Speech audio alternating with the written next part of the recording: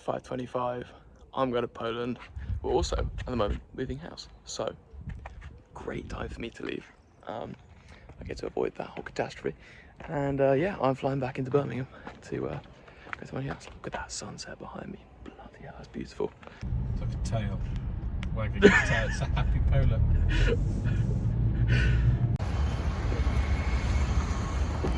So guys, we saved £25 3 months ago, and now they might not let us on the plane, and we had to pay £44 for a boarding pass because we didn't check in more than 3 hours before. Never fly Wizz Air, ever. No.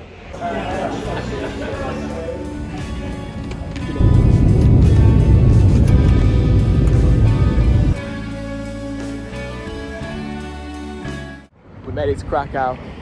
We're here through some adversity. We haven't booked anything. Thoroughly underprepared. That's hard. Let's take on Krakow. Matt, first impressions of Krakow. Don't fly Wizz Air. But Krakow is beautiful. I mean, look at this. This place. Stunning. Having a lovely time. Yeah. Made it to the town square. Not half bad. Not half bad. Our hostel for the evening. We eventually got to hostel. Matt, how are you feeling? I'm feeling grand, Ben. It's been a wonderful trip. It's been an eventful one so far. So a little story for you. I really wanted to try pierogi, which is the dumpling dish in Poland. So me and Matt went out to look for dinner and we saw this stage here. So we thought we'd have a look and listen to some music, and it turned out to be the annual pierogi festival, which is a bunch of stalls selling pierogi. We didn't plan this, like pretty much everything else on our trip. We got incredibly lucky. We tried some great pierogi. I'll show you a photo in the next clip. So these were pork, rabbit, and mushroom and cabbage, and they were covered in onions, and they were great. We got up at 3:15 to get the train to Auschwitz. We're on the train now. A couple of crises averted, but we're on our way. So we probably should have booked in advance. We didn't.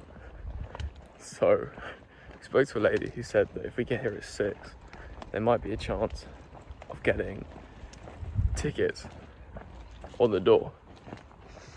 And barring that one man that was on the bicycle back there, there's not a single person here. And we checked online, it said it opens at 7:30. So we might just be waiting around Auschwitz for a while, which is not ideal, to be honest. But, you know, there we go. Just heard the rooster cooling in Auschwitz, and we were up before it. So, well, hopefully we get in. How you feeling? Feeling lucky? Mate, we've been lucky this whole trip. Surely. It's crazy with the mist as well.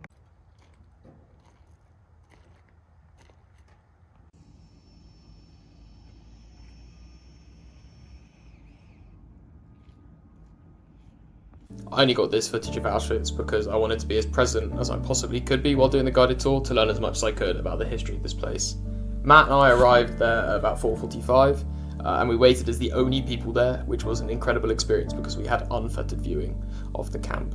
At 6:10 though, when no one turned up, we realised we were at the wrong camp. We were at Auschwitz-Birkenau, not the Auschwitz 1 camp, which is where the ticket office was. So we did a nice 3-kilometre sprint over to the ticket queue and joined the back of a very, very long queue, but luckily we were able to get some of the last tickets available. I definitely recommend this experience, as it was something I will never forget, and I learned so much about such a horrible period of history. But don't be like us, book in advance and have a lie-in. Me and Matt absolutely loved Krakow. Such a beautiful place. The architecture was incredible, it was incredibly clean, the sunsets were to die for, and it was just incredibly walkable. I mean, we did nearly 30,000 steps a day, and to be honest, we weren't tired because the city was great. I mean, the food was also amazing. This sandwich made me like tomatoes. I didn't like tomatoes before, I do now because of this sandwich. And at night time, the square was just lit up. There were horse-drawn carriages and it was such a lovely atmosphere.